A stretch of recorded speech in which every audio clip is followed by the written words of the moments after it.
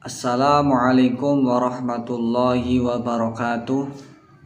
Perkenalkan, nama saya Hafid Maulidin, Prodi PAI 3C. Yang saya hormati dosen pengampu mata kuliah media pembelajaran beliau Bapak Rizky Abdillah MPD. Langsung saja ke pembahasan.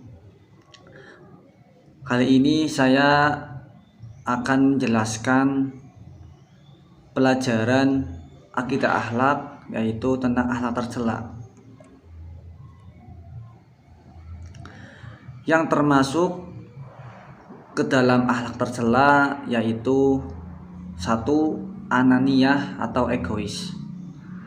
Kata ananiyah berasal dari bahasa Arab, yaitu ana, yang berarti saya atau aku.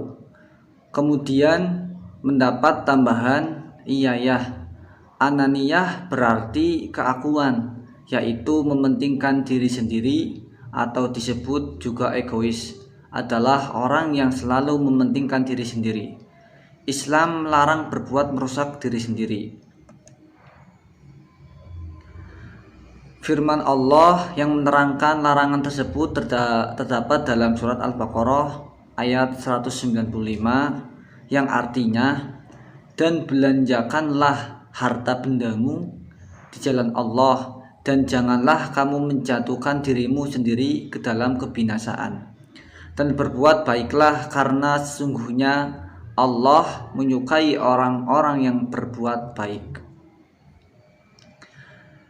Ciri-ciri ananiyah dan egois sebagai berikut.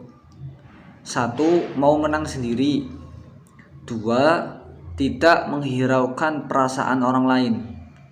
3. Bersikap acuh tak acuh. 4. Merasa dirinya selalu benar sehingga tidak mau mendengarkan orang lain. 5. Melakukan segala cara untuk mencapai tujuan atau keinginannya. 6. Hanya memikirkan kepentingan diri sendiri. 7. Bersikap sombong karena merasa dapat hidup tanpa bantuan orang lain. Bahaya orang yang mempunyai sifat egois. 1. Orang egois biasanya dijauhi oleh orang-orang di sekitarnya.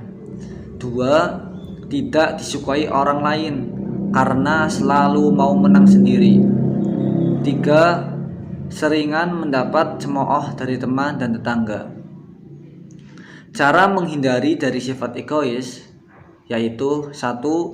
Menyadari bahwa kita tidak dapat hidup sendiri, suatu saat pasti kita akan membutuhkan orang lain. 2. Mencintai sesama manusia karena di hadapan Allah manusia mempunyai derajat yang sama kecuali takwanya. 3. Meningkatkan silaturahmi kepada saudara, teman, dan sesama manusia yang lain. Yang termasuk ke dalam akhlak tercela yang kedua yaitu ghadab atau pemarah. Ghadab asal kata bahasa Arab yang artinya marah, sedangkan pemarah adalah orang yang lekas atau mudah marah.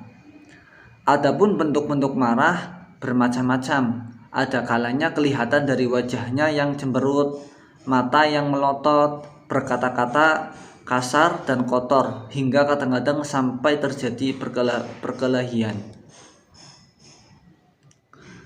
Sebagaimana sabda Rasulullah SAW yang artinya bahwasanya marah itu merusak iman, seperti barang yang pahit merusak madu.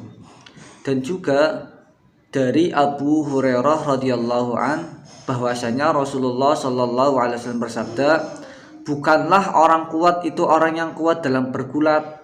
Orang kuat yang sebenarnya adalah orang yang mampu mengendalikan dirinya ketika marah.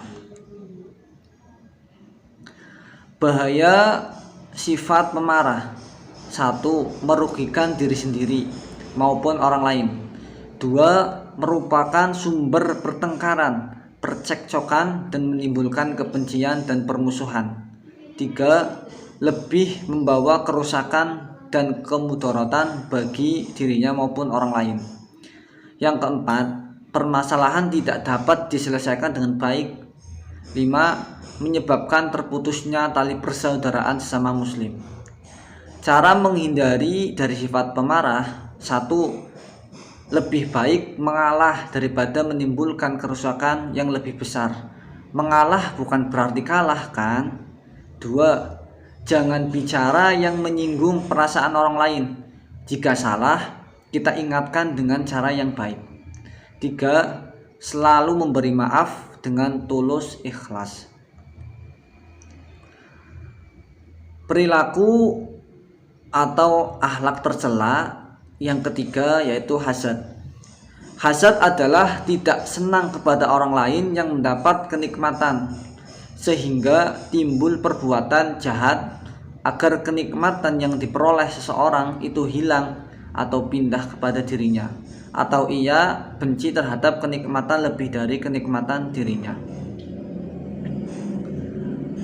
Rasulullah Shallallahu Alaihi Wasallam bersabda, telah masuk ke dalam tubuhmu penyakit-penyakit umat terdahulu, yaitu benci dan dengki. Itulah yang membinasakan agama, bukan dengki mencukur rambut. Hadis riwayat Abu Daud dan Tirmidzi.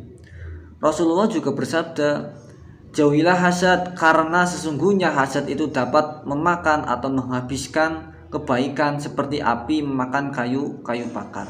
Hadis riwayat Abu Daud. Bahaya orang yang mempunyai sifat hasad. 1. Menimbulkan sifat serta tingkah laku yang hina. 2. Menimbulkan permusuhan. 3. Tidak disenangi oleh orang banyak. 4. Menghilangkan semua amal baik yang telah dilakukan. Cara menghindarinya dari sifat hasad yaitu 1. Meningkatkan iman dan takwa kepada Allah Subhanahu wa taala. 2. Menyadari bahwa hasad dapat menghapuskan kebaikan. 3. Qanaah dan selalu meningkatkan syukur kepada Allah Subhanahu wa taala. Perilaku atau akhlak tercela yang selanjutnya yaitu hibah dan namimah. Hibah dalam bahasa kita disebut mengumpat dan mengunjing, adalah menyebut atau memperkatakan seseorang di belakang dirinya dengan apa yang dibencikan. Ghibah terjadi disebabkan dari dengki, mencari muka atau berolok-olok dengan tujuan untuk menjatuhkan martabat orang yang diumpat. Sedangkan namimah atau adu domba adalah menyampaikan perkataan seseorang atau menceritakan keadaan seseorang atau mengabarkan pekerjaan seseorang kepada orang lain dengan maksud adu domba antara keduanya atau merusakkan hubungan baik antara mereka. Dijelaskan pada Al-Quran surat Al-Hujurat ayat 12 yang artinya, hai orang-orang yang beriman, jauhilah kebanyakan purbasangka atau kecurigaan, karena sebagian dari purbasangka itu dosa, dan janganlah mencari-cari keburukan orang, dan janganlah mengunjingkan satu sama lain. Adakah seseorang di antara kamu yang suka memakan daging saudaranya yang sudah mati? Maka tentulah kamu merasa jijik kepadanya, dan bertakwalah kepada Allah, sesungguhnya Allah Maha Penerima Taubat lagi Maha Penyayang. Sebab-sebab hibah dan namimah antara lain: 1. Karena dendam dalam hati. 2. Rasa dengki atas kesuksesan yang telah diraih oleh orang lain. 3. Hendak menunjukkan kelebihan sendiri dengan merendahkan dan mengejek orang lain. Cara menghindarinya adalah: 1. Menyadari bahwa setiap orang mempunyai kekurangan dan kelebihan, masing-masing diberi potensi yang berbeda oleh Allah Subhanahu wa taala. 2. Koreksilah dirimu sendiri sebelum mengoreksi orang lain. 3. Bersikap objektif terhadap semua orang. 4. Menyadari setiap orang bisa saja salah, tidak mungkin seterusnya benar. Sekian penjelasan. Kita semua mampu menghindari sifat-sifat tersebut.